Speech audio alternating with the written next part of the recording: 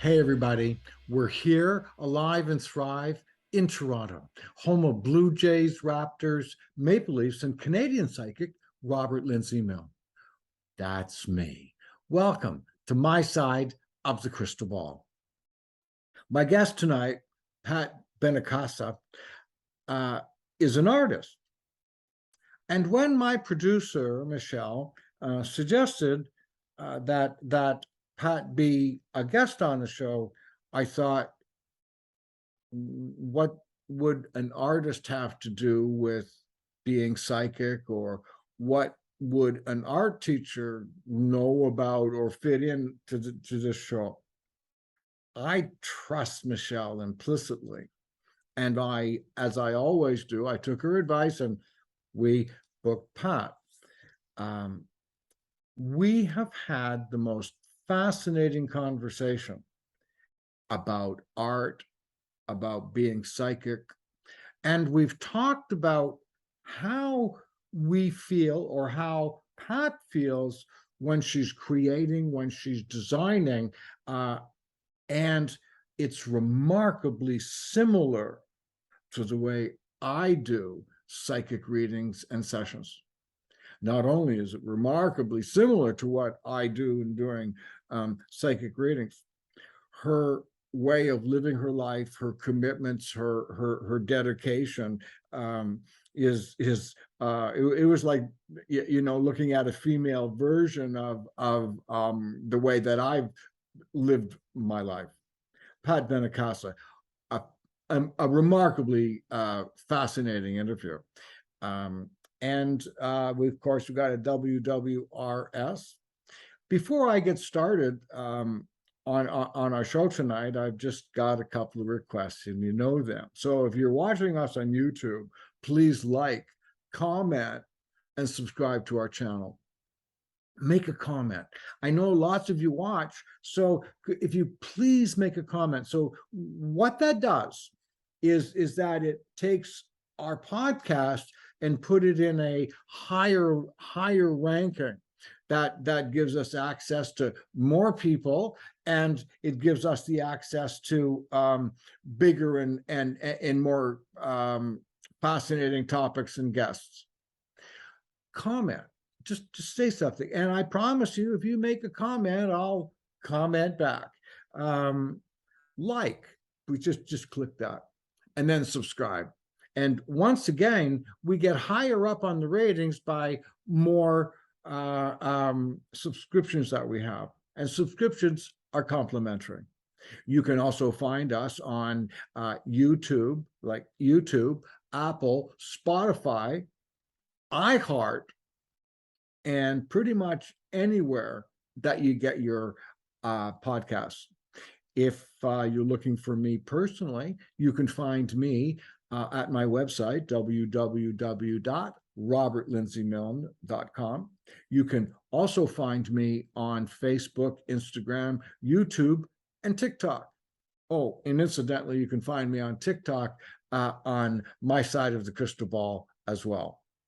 So we're just about to start WWRS, and I'm looking forward to sharing that with you.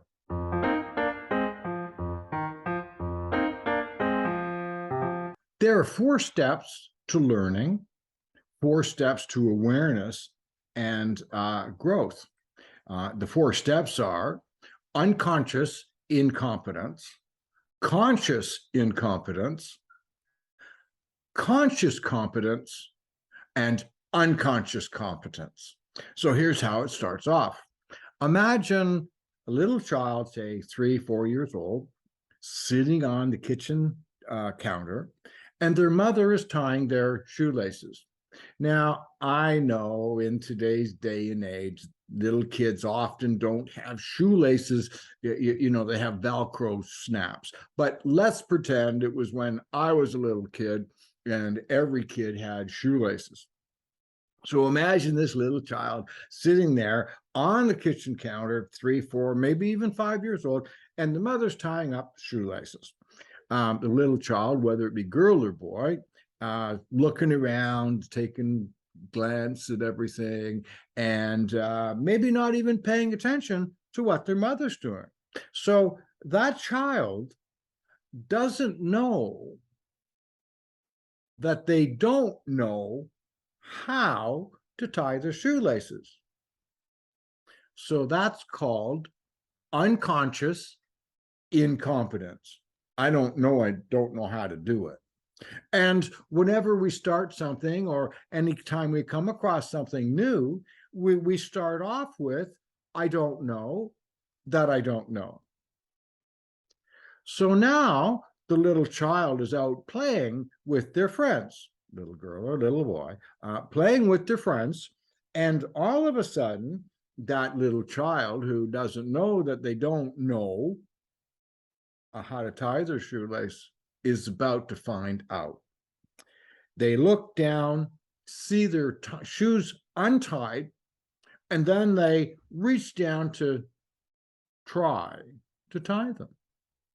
And then they realize, oh shit, I don't know how to do that.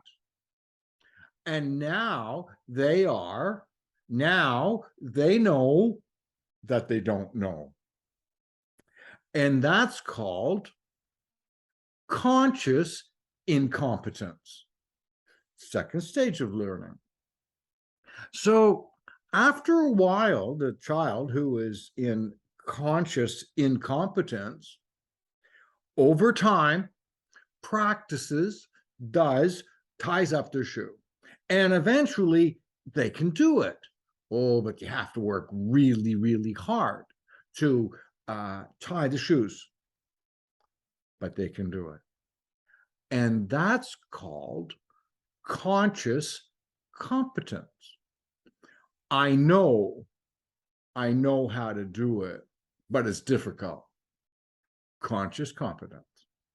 Now, as that child grows older and gets bigger, and when they're a teenager, if they still don't have those Velcro straps, one day they'll be bending down to tie their shoelace, and in tying their shoelace, they'll be able to talk with a friend, or make a cell phone call, tie up their shoelace, and have something to drink as well.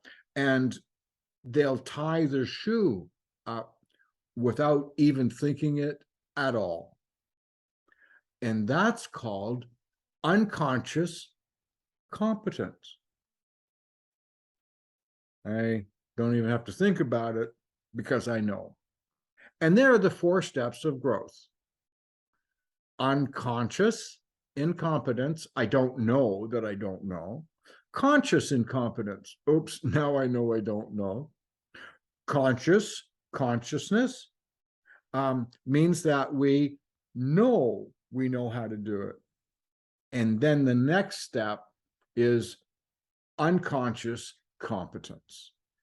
And that's when we just do it. And that's what Robert has to say.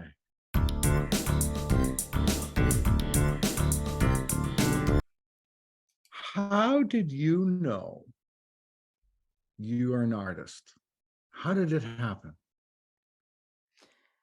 I cannot remember a time when I wasn't. All I know, I think I was about 4, and my parents had Reader Digest books all over the house. And as a little kid, I saw the white space on the edge of those black lines, and I would get pencils and crayons and start drawing and making marks. Really? Now, that did not go over well. I'm just going to tell you that. But I just saw the white space and did what I thought anybody would do. You just make marks.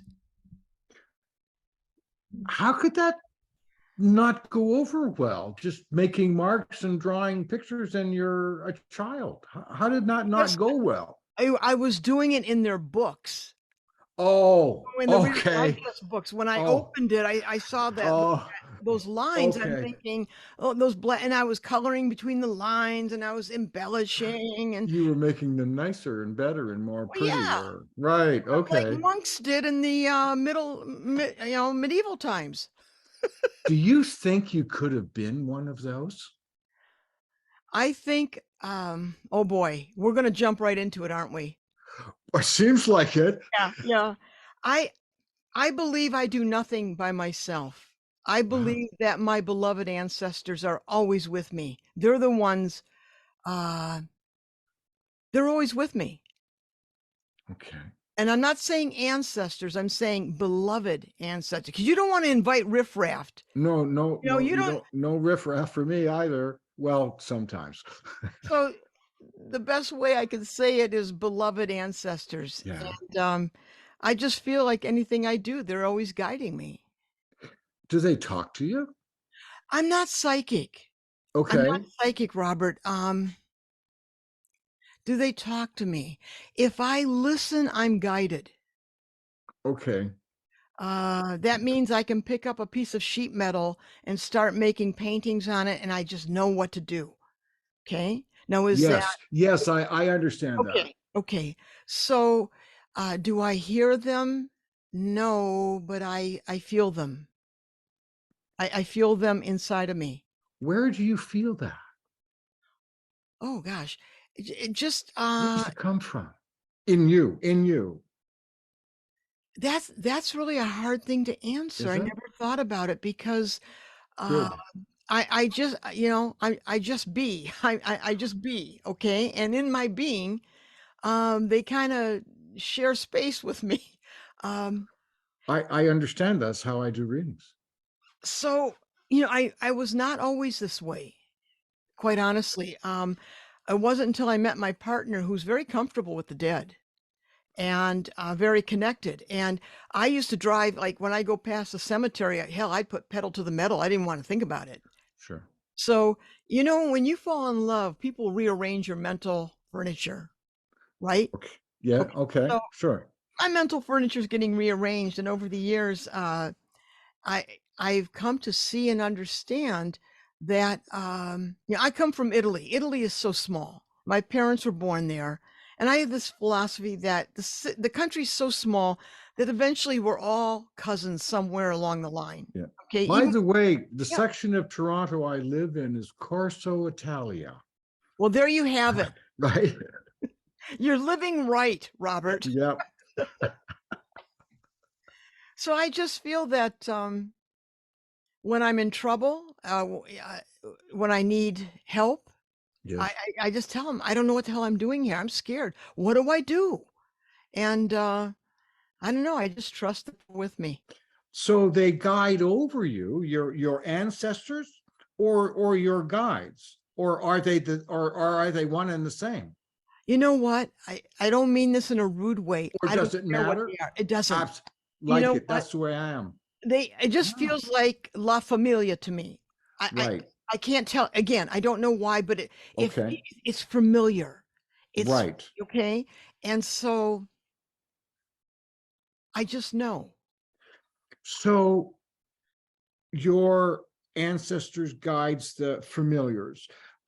Do they guide you in what you create? Do they move your hand, or do you sense, or do you, or how does that translate from your familiars to guiding you? I'm thinking about your art, but Okay. or is your art one and the same? Whoa, wow, these are huge questions, magnificent Oh, questions. I wish I could be the one to say, yes, I'm downloaded and they move my hands. No way. I have to work my butt off.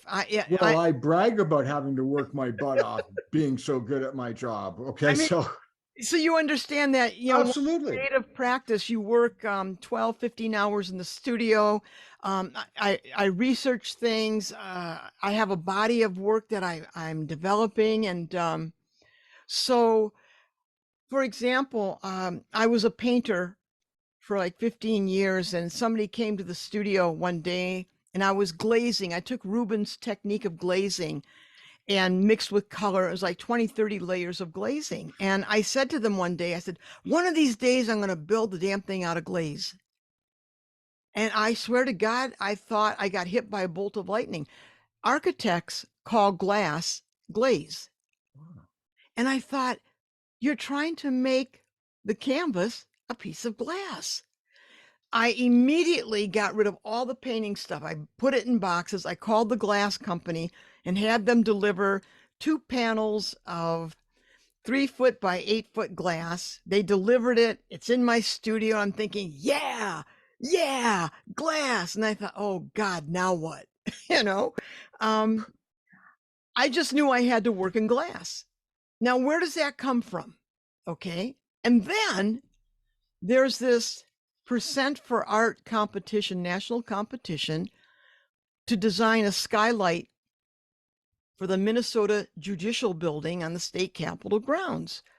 So I thought, oh, because I started working in glass, I thought, I'm gonna submit to that because that's gonna accelerate my learning curve. Yeah, that's what I'm, well, not only did I enter it, I won it. Wow. Now, let me explain that. Okay. At the time, I was going through a divorce. It was the worst time in my life. My family lives in Michigan.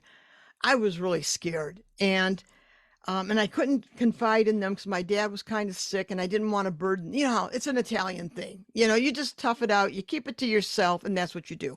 End of discussion. Okay. Well, wasps do that too. Do they? Okay. We might have the Italians beat on that one. But Okay. you never know. Then I yield to that. Okay. You understand what I'm saying. I do.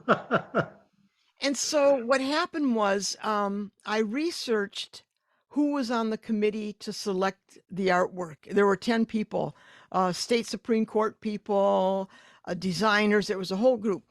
I researched every one of them, their lives. I wanted to know what they had for breakfast in them. I wanted to know. And I subsequently found out that the architect had already picked who he wanted.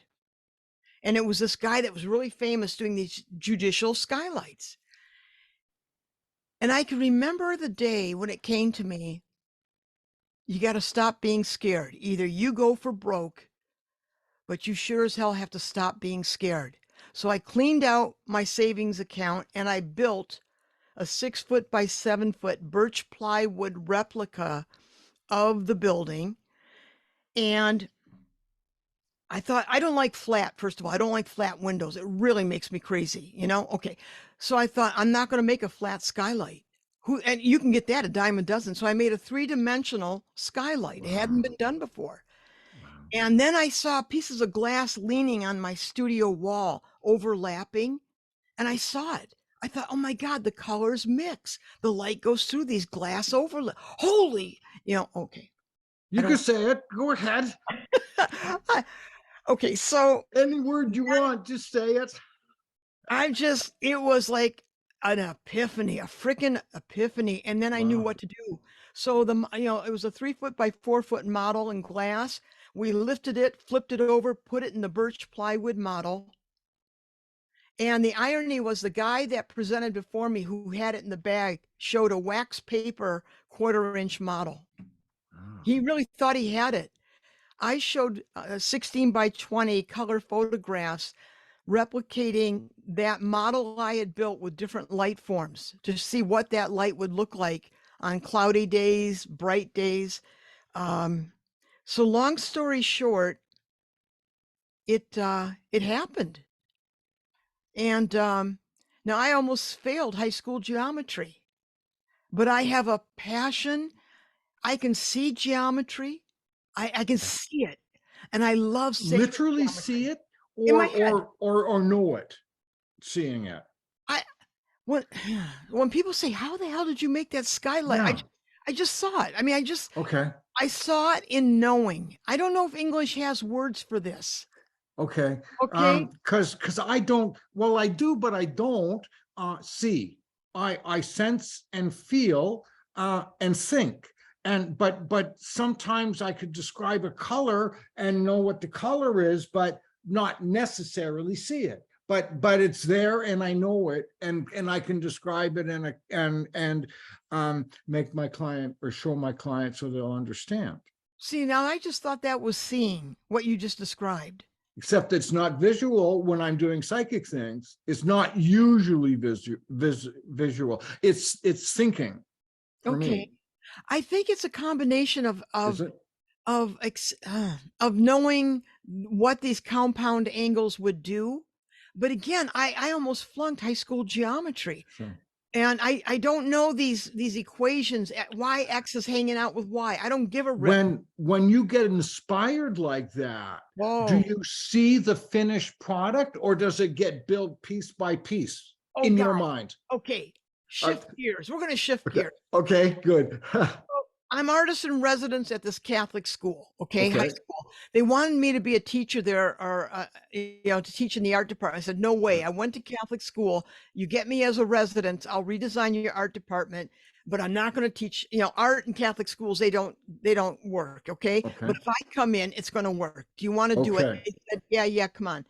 So they built this chapel, Robert, Yeah, and the president of the school is standing by this 14-foot by 8-foot window. yeah. And he said, now, Pat, outside that window, we're going to have a steel crucifix, a cross out there. And I turned to him. I said, Joe, what the hell are you thinking? A steel cross? No. What you need is a 3-dimensional chapel windows with a glass cross perched on limestone boulders, with an overlay of St. Matthew's clouds forming in the sky. That's what you need. It came out of my mouth so fast. In my mind, I'm going, what are you doing? Where's this coming from? What's going on? Shut Yes. the hell up. And Joe looks at me. I said, no steel cross of anything. He said, then show me. So I said, no problem. Oh God. Really? Okay. So I Yeah. went back to my studio and I went in. I thought, what did you just do? I always had this conversation. Now what? That's my refrain. Now what did you do? And I got a hot glue gun. I grabbed glass, rocks from outside, and I built the first 3D sketch of that window. I built it. And it was about 1.5 feet. I saw it. I put it all together in crude form. People do sketches. I do 3D sketches. Wow. And there it was. And I thought, my God, to me, that's from my ancestors. To me, I've been given that. And you chose to accept it. Choose to accept it. If you're given the gift, you chose to accept it, because if you didn't accept it, you wouldn't have worked your ass off. God, I didn't even think about the accepting. I was just so blown away by the concept. But you could have said no. You know what? There's always time for a no, Robert. There's Yeah. always time for no. But this was, You did choose it. as an artist, I could not walk away from that. It took my breath away. Yes, I understand. So I do situations like that when I'm talking to someone about a project, and then I start describing it. Yes. And I go back to the studio and it's that same conversation. Now, what are you going to do? Where the hell did that come from? Now I kind of laugh at it. But when I get that, I know that it's coming from somewhere and I trust it. And it's never given me a bad direction, ever. So that has never led you in a bad direction. Do you know what it is? I just think it's my ancestors guiding me. Okay. Do you have any part of it? Of course I do. Other than physically doing it, or do you, or is it your ancestors guiding you, giving that information? I think it's a combo plate. Is it? Absolutely. Okay. I don't think you can be an empty vessel to work like this. Sure.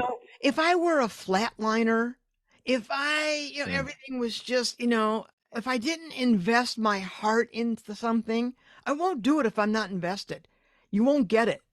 Okay. So if I am invested and passionate and dedicated, Yes, of and course. physically do my best to build this, of course they're going to be a part of it. But they can't work with a wet rag. Mhm. I just don't think that's possible. So were you the chosen one? No, Okay. no, I don't mean like the great spiritual master. no. Were you the chosen one to do this? I don't think in those terms. Okay. Honestly, Robert, it sounds too elitist to me, too Doesn't it? too exclusive. I don't know about chosen anything. Um, my my education was a disaster, Doesn't absolute disaster from first grade till I left graduate school. I went to Catholic school, and because I'm dyslexic, I'm ADD. I don't learn in that academic way, and I was put in the dumbass classes right away. And I was programmed that way, and I always kept drawing. And then when I went to high school, I was told you're not going to college because you're not gonna people you're just not gonna be anything. Don't even think about it. It's not for you. And so it was horrendous. I was made fun of because when I read, the words would jump around, and the nun would call me to the front of the room and say, "This is what a stupid little girl looks like reading." Oh, Now, wow. now, Really? if they did that today, Oh, wow. can you imagine? But I'll tell you Yes, actually, I can. what. Yeah, yeah, yeah. I just have to interrupt you for just Please. one moment. The way you're describing how you do your work, how you live your life, what you've been through, is an artistic, a painter, a woman artist describing exactly what very similar to my background. Really? And I'm listening to it thinking, that's why I'm asking you the questions that I'm asking from that level, is because, oh, that's how I do it when I'm being psychic. Hmm. When I'm Okay. that's why I was asking those questions the way I was, is Yeah. because you're describing your process is very similar, and your life pattern is very similar to mine. Okay. That's So, why I was asking those questions that, uh, I'm thinking, wow, this is like me talking. yeah. Well, simpatico. Yeah, just a different um venue of expressing ourselves. Yep. But the way you're getting to it is very similar to Hmm. how I do it. Hmm. So that's why I've been asking that, or asking these Yeah. questions. I was sitting here blown away by, um, where does art come from? And does it come from the same place for everybody? That's a good question. Maybe another way to ask it is, why do we need to express ourselves? Why do we, oh, okay, I know that answer. Why Why do we why need to express ourselves? why do we long to make our mark or to say something? What is it that drives us to take material and make it into something else? What is that? What is art?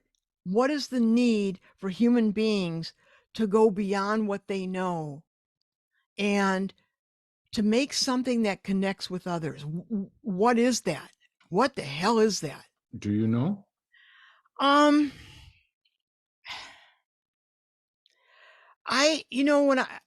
when I was teaching for many years. Okay. Yes. Even though education, I hated it. I I love teaching and I love being in the classroom with students. I taught art college and art high school, and I love those kids fiercely because they dream to be something and make. Okay, okay. When I teach, they would say, "Uh oh, she's going in the ADD car. I'm going to park the car now and come back and answer your question." Okay. Uh, I I got that question so often. You're like, "Whoa, what is art, Pat? What is it?" Okay. And I think every artist has to find that answer personally. And for me, it happened when I read Martin Heidegger, and he asked the question, what is a thing? And the answer was, you know what a thing is by the way it gathers the world unto itself. Oh my God, it knocked the wind right out of me. I thought, yes, Art is a point of proximity that dissolves the distinction between our here and there and pulls us towards itself and each other. That's my definition of art. Okay. Um, that's a little deep for me. I'm going to have to be listening to that over and over again. It's a little, Can I say it differently? please. So if you have a table Yes. and you put the salt shaker on the table, Yes. all of a sudden everything is in relation to the salt shaker on the table. If there's nothing else on the table. That's what I mean. Except, An oh, empty okay. table. Yes. Yes, Right. yes. Okay. When you put an object on the table, it becomes a point of proximity on that empty table. And what it does in effect, it gathers much the same way as I spent years making abstract paintings, taking the geometry from Persian rugs and breaking it Sure. down. Okay, what does a rug do? It gathers the room around itself. It gathers the room around itself. So if you look at a room with I'm wood looking at, floors, okay, yes. and Yep. you're standing there, white walls, it's a room with a floor and white walls. Right. Go down that carpet, Yes. and Which it, I'm looking at right now. I'm sure you are. And so, And over a wood floor, okay, incidentally. all right. So you have the visual. Oh, So yes. when that carpet is in that room, it becomes the point that gathers everything around the room. The Okay. the Yes. walls are around that. Absolutely. You see what Okay. I mean? It And pulls it pulls yes, it all together. yes, Okay. yes, I yes, got it. yes. Got That's it. it. Okay. And so Heidegger says it in a more fancy way, and I'm not trying to be ridiculous with language or talk art smart. I'm not. You sound like a pretty down to earth kind Yeah, of girl. I don't do You know. that. But Yeah, you seem like that. I do love the notion that that a thing gathers the world unto itself. And I thought that was such a poignant way of thinking of a piece of music. You can listen to a Beethoven piece 200, 300 years later, and it cuts across gender, nations, boundaries, maps, time, place, and rips right through the heart of you. Right. That's Yes, what it does. that's Yes. what I'm talking about right there. That's it. Whoa. Okay, I see that. So did I answer you what is art?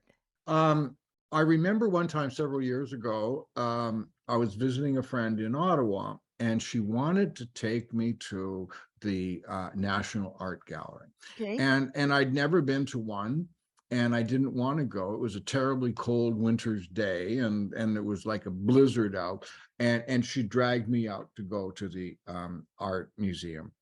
And when we first went in, I don't know how we ended up in the spot we were in. We were in the modern art, and there was this one exhibit where a Model A Ford was taken apart in Mhm, pieces, put on the floor, and somebody paid $100,000 mhm, to call that art, and I got really mad at that kind of stuff. We then went for a walk and walked through into the masters mhm, section.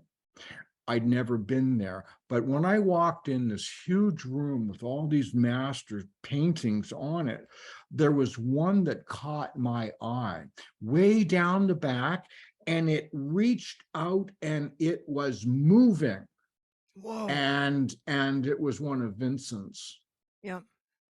And when I looked at it, I said, he was angry, and I could feel his anger. So it was from, when was he alive? In the late 1700s or Oh, 1800s? Vincent van Gogh, Yeah, 1850s, 1860s. yeah. And his that painting just came alive, and it thrived. The energy, it was unbelievable. So again, like you're talking about Beethoven and his music, from listening to it 300 years ago and Yeah. hearing it now. Yeah. Wow. Okay. So art doesn't have to be a painting. It can be music. It can be Oh, words. yes. So it's a living, breathing energy. You know, you're the second person that asked me that. And there's an energetic level. Yeah. We have it as human beings. I think objects have it. I think that the whole animus mundi, that which is all connected in the Okay. world, is energetic. And so, how can art not have that kind of energy? Okay. I do believe there's, I also think like place has memory. Place has memory. So, for example, Yes. I did a series of paintings of demolished industrial sites on sheet metal. And um, I would build these industrial sites and paint them, build them on sheet metal. They were sheet metal paintings. And as I was doing it, I realized place has memory. And these paintings function like the memories they have become because they don't exist anymore, but they're in our collective consciousness growing up. And you saw these factories when you drive by the road. They're embedded in the, I don't know, zeitgeist, if you want to say, of where we grow up. So I do think place has memory. People say when they go to Gettysburg that it's palpable, that they feel, uh, Right. you know, And that also, so I would say it as it holds energy yeah, from it holds energy from the time it was created, or at Gettysburg, when all that stuff was going on in Gettysburg. That energy, the vibes stay there. Or you yes, can go to the Coliseum and put your hand on the wall if they let you get that close, and you can feel the yes, energy from the yep. centuries. Oh, Oh, yes. okay. Okay. Oh, That's God, okay. yes. Yep, Well, that's like absolutely. that's being psychic. Okay, I don't think of myself as being psychic, Yeah, I do though. but you are. You're the Yeah, real that's right. deal. So, Well, and you're the real deal too in your field.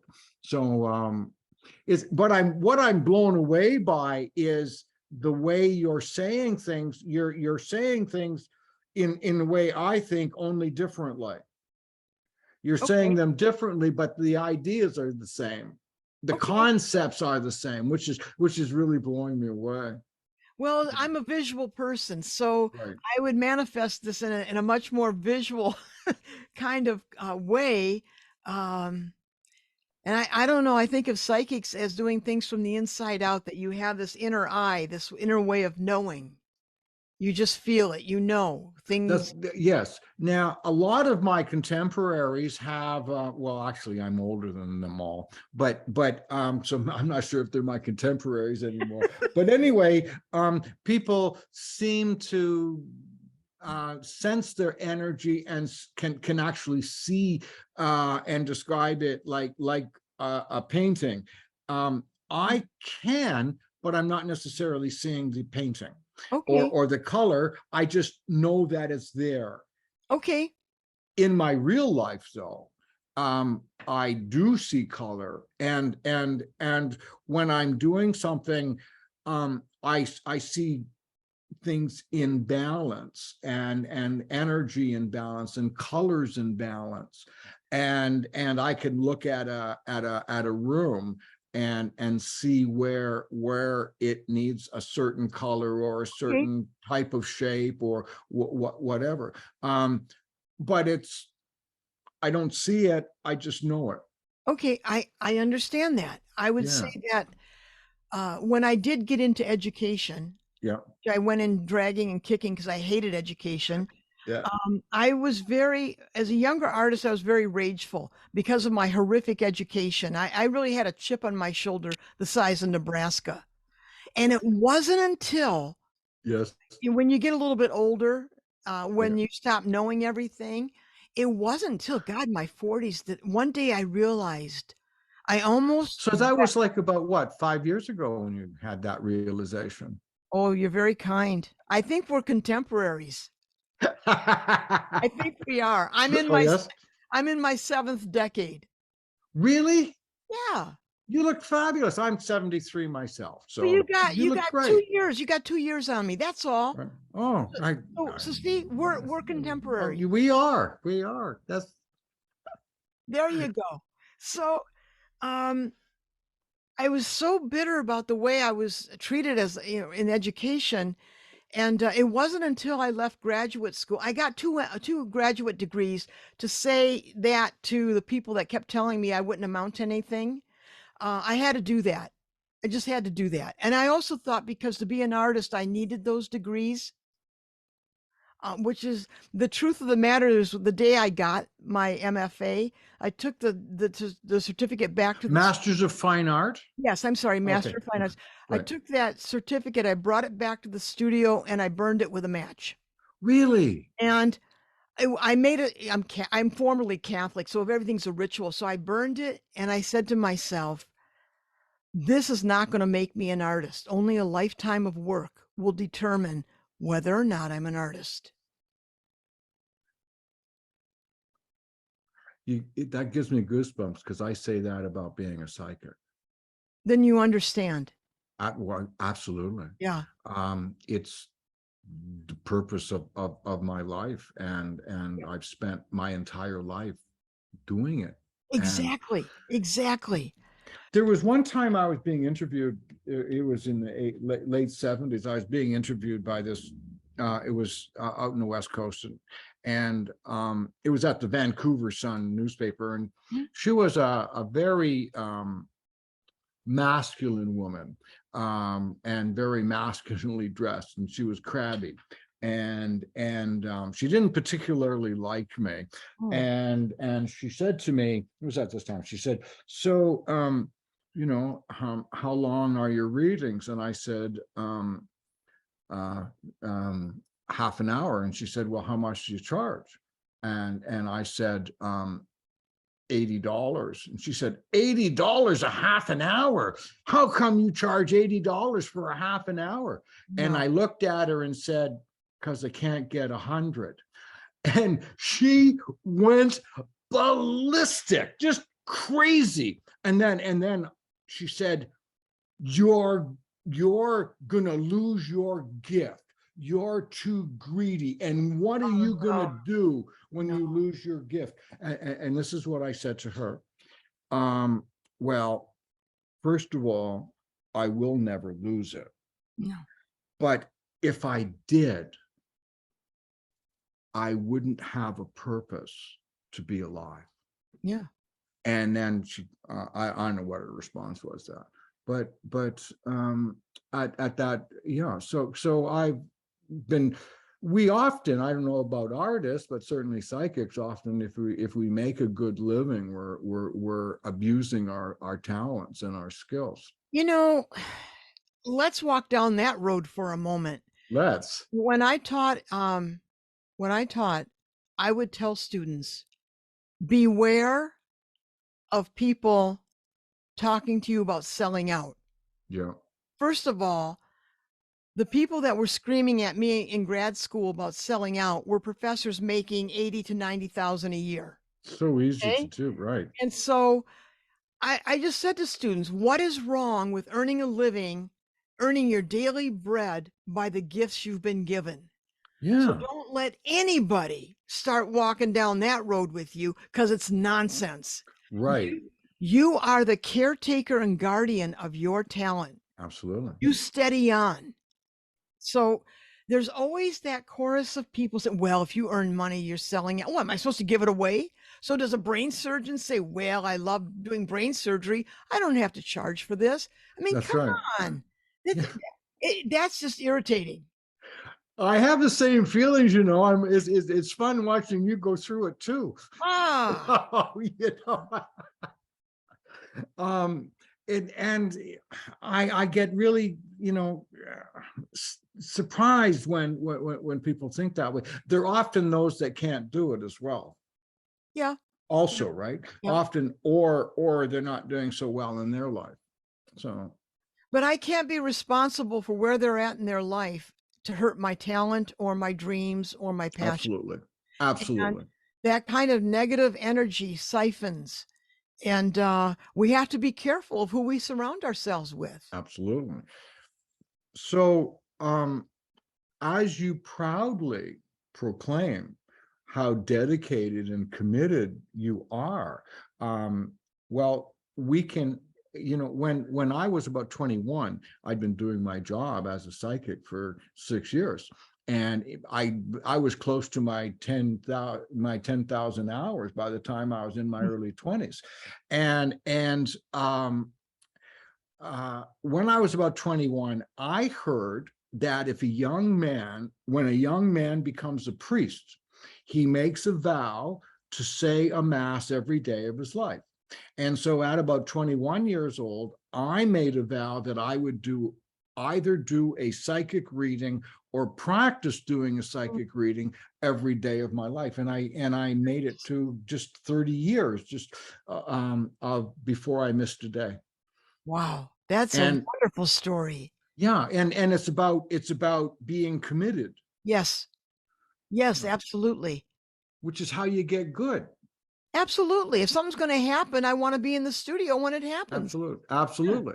Yeah. So you got really good as an artist, teacher, educator, because of your commitment. While you had the talent, your commitment to expand it, grow it, make it greater is what's done it. You had the ability, you chose to develop it and work hard at it, I because you never would have been as good had you not have. I just can't imagine doing anything without putting my heart in it. And I would tell students, if I'm not in the studio making art, I sure as hell am not going to be in here teaching art. Right. So, um, I do think that,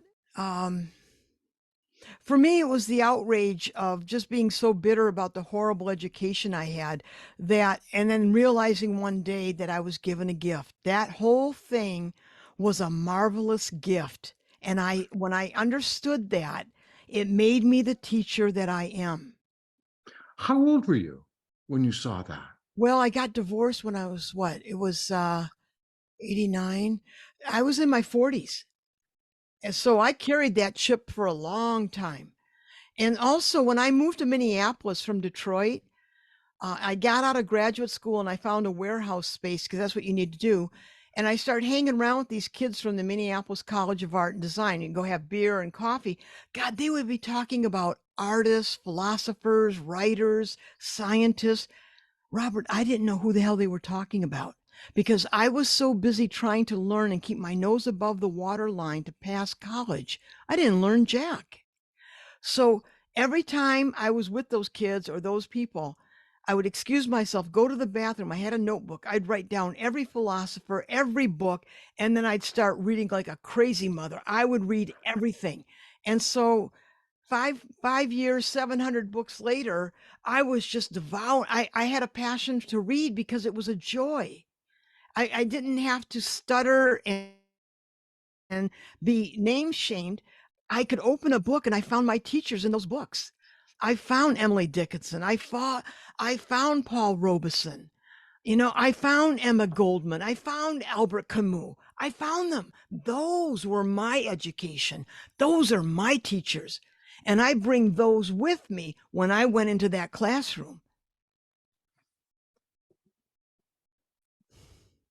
When you bring them with you, are they your memories of them, or does their energy manifest in you when you're bringing them with Oh, you? I don't know, Robert. I don't know how to answer. All I know is my life was never the same because of them. So do I carry them like change in my pocket? I don't know. But, when I want iron will, tender heart, I think of Emma Goldman. When I want to think the prose of rage, I think James Baldwin, man. Yeah. Yeah. Okay. When I want to dive into the mystery, it's Rumi. So I don't know if they're with me or not with me. They help me grow up. Okay. They schooled me. So now what that means is when I had that revelation, if a kid, when the students came into my class, I could read every one of those kids energetically. I could tell you who was doing self-harm. I could tell you whose parents were going through a divorce. I could tell you who thought they were the greatest thing in art. They didn't have to say a word. Just one. I knew it. I knew those kids. the energy. When you were the teacher or a student too? When I was a Or both? teacher, when I became a teacher and accepted the gift of that horrendous, that I was given guidelines what never, ever, ever, ever to do to a student. That's what those years were about. So I did the reverse. I made education alive. I made it something that it's joyful, it's fun, and you work your ass off, and you see things happening. And each kid had, I was a broken record. Trust your instincts. Don't trust me, trust your instincts. You've got them. You've got them. So all the things I didn't learn, or they tried to pound out of me, was the very thing I brought into the classroom. And boy, you want to talk about magic? Oh my God, that's magic, man. Whew. Just, but your words are, just go with your instincts. Is that what you said? Trust your instincts. Trust your instincts. Here's my line: become aware of what's obvious, and then more becomes obvious. Oh, that's nice. I made it up. That's And nice. when you become aware of what's more obvious, then more obvious, more becomes obvious, until you get to a point of what's obvious to you isn't obvious to other people. There you go. Right? Yep. Okay, well, that's how you do it, and that's how people be psychic too. Okay. That's how I teach my students how to be psychic. Become aware of what's obvious. Look at what's in front of you. See Yeah. them. Yeah. Huh. This is fun. Yes, it is.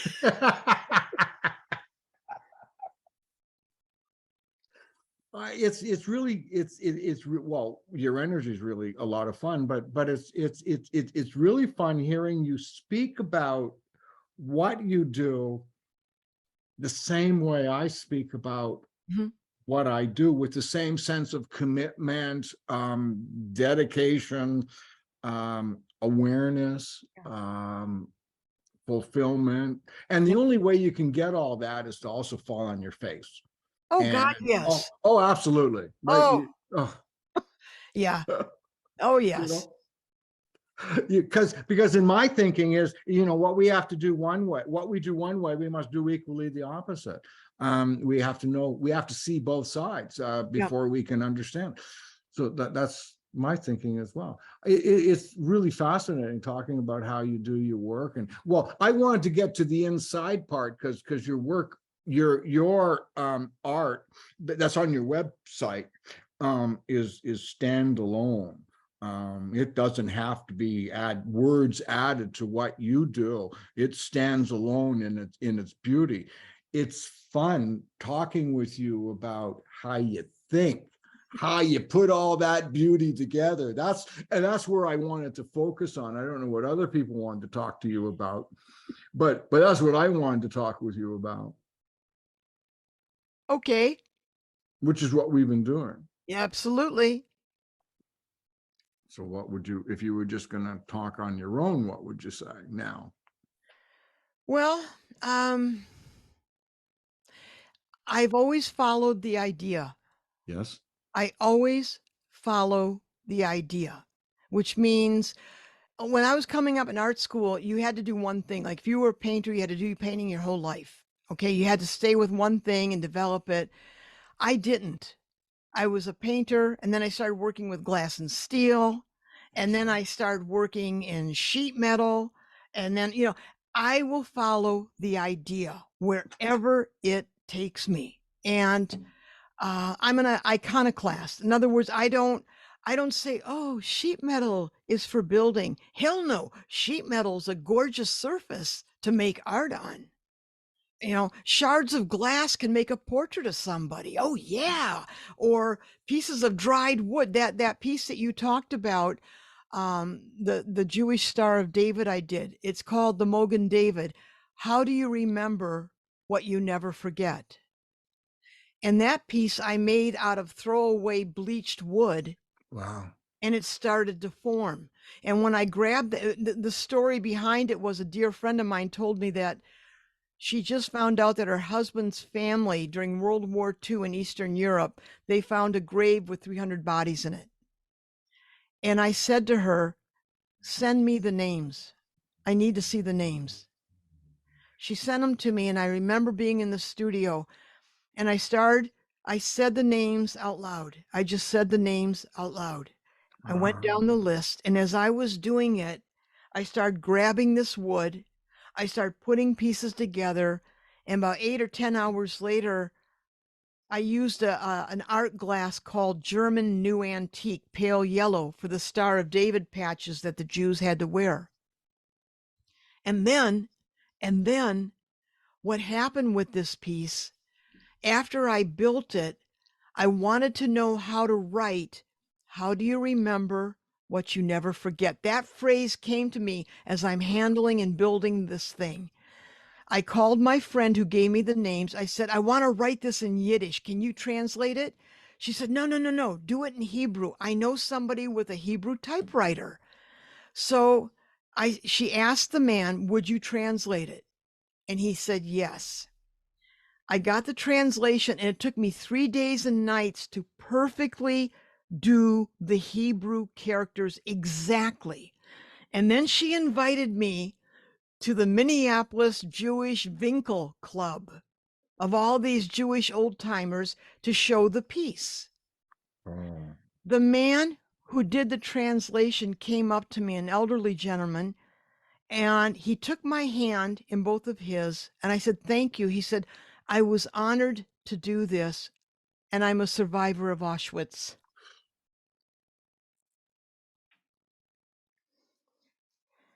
wow.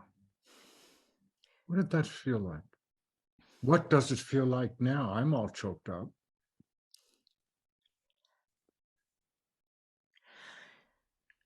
It was, it took my breath away. And at first I worried because I'm an Italian American, I'm not Jewish, and I worried I don't fit in. You know how you worry about these things? And then I realized when he took my hand, I am the vessel for this translation. It came through me. Why? I don't know. All I knew was that give me those names. I couldn't go another day until she gave me the damn names, and I had to say it out loud like a frickin' whispered prayer. Each name. I understand it. I understand it. And I didn't know what I didn't even know I was going to make a work of art. I just started doing it. So when you ask, are you guided? You know, I was listening. My being was listening. And then when I met this gentleman, just touching his hand and that he was honored to do this, um, How it did that feel? for a split second, and I mean like a nanosecond, it felt like a massive rush of connectivity, as if we were all a thread of light. I can't explain it. It just shot right through me. And it was so, you know how when something happens and then when you realize it happens, it goes away? And I'm an emotional person. I wear my emotions on my sleeve, my shoes, my shoulders. I'm crying during commercial. That's just the way I am. And I could hardly keep it together. And then the rest of the people there were looking at and touching the letters, and it was just profoundly moving. Yeah. Um, Um, where does that um, work of art live now? Funny you should say that. Right now, it was brought to the attention of a rabbi who is making arrangements to go someplace that I don't want to say just yet. Yeah. It won't happen if I do that. But it's going to be at a place that I never dreamed in a million years if it goes through. So when I did this piece, Robert, I knew it was not mine to keep. And I said to the piece, where will you be? Where must you be? I don't know. I don't know. So tell me where you must be. And I did that piece in 2006. Yeah. And there were a couple times when I tried to connect it to different places, it always fell through. So I thought, you're being blocked. Stop it. Butt out. This piece will this piece will know when to go. So I thought, okay. Wow.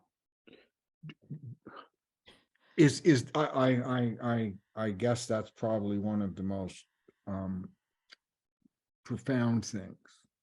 One time I was going Yeah. by this there's like this row of antique places and junk places, and there was a table leaning Yeah. against the wall.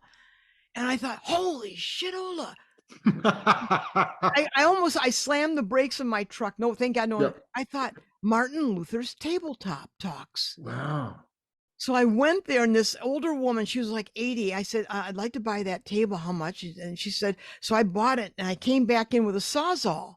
Now, a Sawzall, for those of you who don't know, is a reciprocating saw.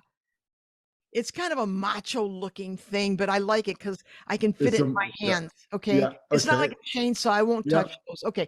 Okay. I came in with a Sawzall, and that poor woman gasped. And I said, I need to take the legs off. And she thought I was Tuesday Potts, crazy in the head. I mean, she thought, Yeah. So I took the legs off. I put it in the back of my truck. I took it to the studio, and I started researching Martin Luther's table talks, the writings. And then I did a portrait of Martin Luther and his wife, Katie.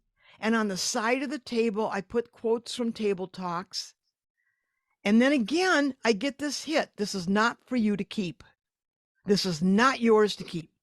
So I think, oh, okay, here we go again. Okay, fine. And I was invited to do a show at Luther College in Decorah, Iowa. And so, well, the piece lives there. I asked them, I sent them photos. I said, is this something I would like to gift this to the college? And they emailed me immediately. And that's where the piece lives in their community center on campus. It's a Lutheran college. And I thought, okay, Marty and Katie, you're in good company. Okay, it's yours. You're a healer too. I hadn't thought about it like that. Think about it. Visualize that. It's a lovely thought to think that someone You who is do not of that. faith would do that. And then that piece that goes to Israel or anywhere brings out healing energies of healing to Mm, those that have been deeply wounded, or this can go on forever because it will also be the descendants of those that were originally were wounded that will be carrying that wound. yes. And in your way, to some people, you've helped them heal. That is what that man was experiencing, going through. Then And that's a all blessing. those, That's a oh, blessing. you, And congratulations. Good for you, that is the power of art. That is the power. And I believe it heart and soul. And I tell students, you are one of the most powerful things in the world, to be an artist, a writer, to put things in the world. Are you kidding me? Fasten your seatbelts, man. You got a lifetime of making a difference. Yes. How you doing, by the way? How's the interview going? You're holding back anything, or is this, Oh God, I have lots of stories to tell, but I bet. I'm so emotional Well, sometimes. I'm trying to be a I little more said sotto that. voce, a little Well, soft voiced here. it's great. How do people find you?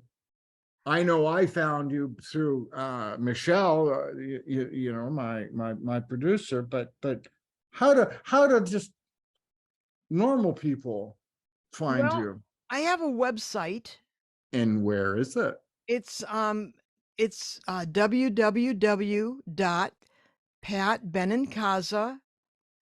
www.patbenincasa-art.com, and it's Benincasa, B as in book, Enincasa. If you just Google my name, Pat Benincasa, you will go to my website. Do you sell your art? Yes, I do. I do. Like say, for example, I just sort of drove up to your studio and said, I would like to buy some art. Could Yeah. you make something for me? Or is there stuff on the wall that I could buy? Oh my God. You go to my website, all the Yeah. pieces that are not in private collections are for sale. Okay. So just Okay. contact me and I can just give you a price list. That's, how I would do it. Pat, this has been a really beautiful, wonderful, invigorating, stimulating, um, exciting conversation. And thank you so much for being on here with me today. It just means so much. Well, I'm honored to be here and I love talking to you, Robert. Yeah, yeah, it's been Just fun. thank you. Wow, wasn't that a great show? It was just fascinating talking with Pat tonight. The